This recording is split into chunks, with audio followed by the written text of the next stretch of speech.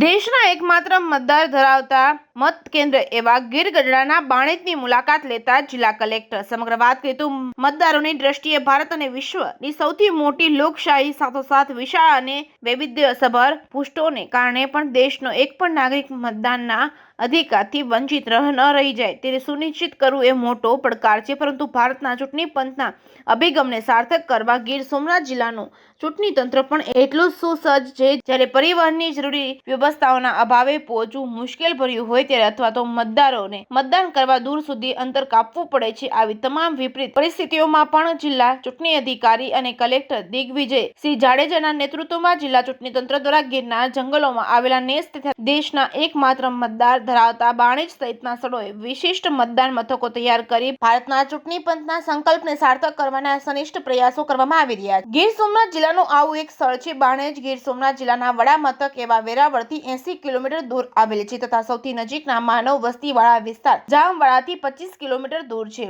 અડાબેજ જંગલમાં આવેલ એકમાત્ર મતદાર ધરાવતા વ્યક્તિ માટે ઉભા કરવામાં આવેલ મતદાન મથક અને સંલગ્ન વ્યવસ્થાઓ સુનિશ્ચિત કરવા માટે કલેક્ટર દિગ્વિજયસિંહ જાડેજાએ આજે સવારે મુલાકાત લીધી હતી। જેકેએસ ન્યૂઝ ગુજરાતી સાથે મહેશ વાજા, સોમનાથ। આજરોજ જૂનાગઢ લોકસભા મત વિસ્તારમાં સમાવિષ્ટ 93 ઉના વિધાનસભા વિસ્તારના મતદાન મથક નંબર 3 એટલે કે બાણેજ, જે ફોરેસ્ટનું જે થાણું છે બાણેજ, તેમાં બનાવવામાં આવે છે।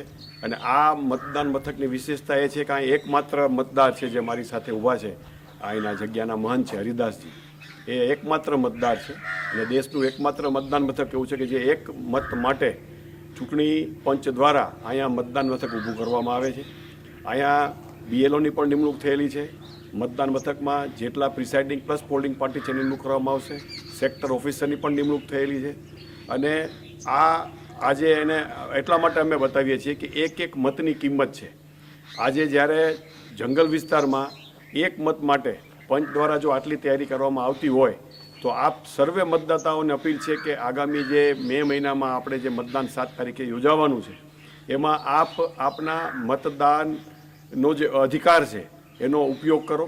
આપ આપના ઘરેથી નીકળો અને નજીકનું જે મતદાન મથક હોય જે આપને ફાળવેલું હોય ત્યાં જઈ અને આપની જે મતદારની જે સ્લીપ આપવામાં આવશે એ સાથેનું જે માન્ય જે ફોટાવાળું કાર્ડ છે એ ભૂલ્યા વગર સાથે લઈ મતદાન મથકે જઈ અને આપના મતદાનનો ઉપયોગ કરો અને મતાધિકારનો ઉપયોગ કરો એવી અપીલ મારા દ્વારા। જો જંગલમાં એક મતદાર આ મત પોતાનો ઉપયોગ કરતો હોય તો આપણે આપણા ગામ અથવા શહેરી વિસ્તાર જ્યાં પણ આપણે રહેતા હોઈએ ત્યાં જઈ અને આપણા મતદાનનો જે અધિકાર છે એનો ઉપયોગ કરીએ।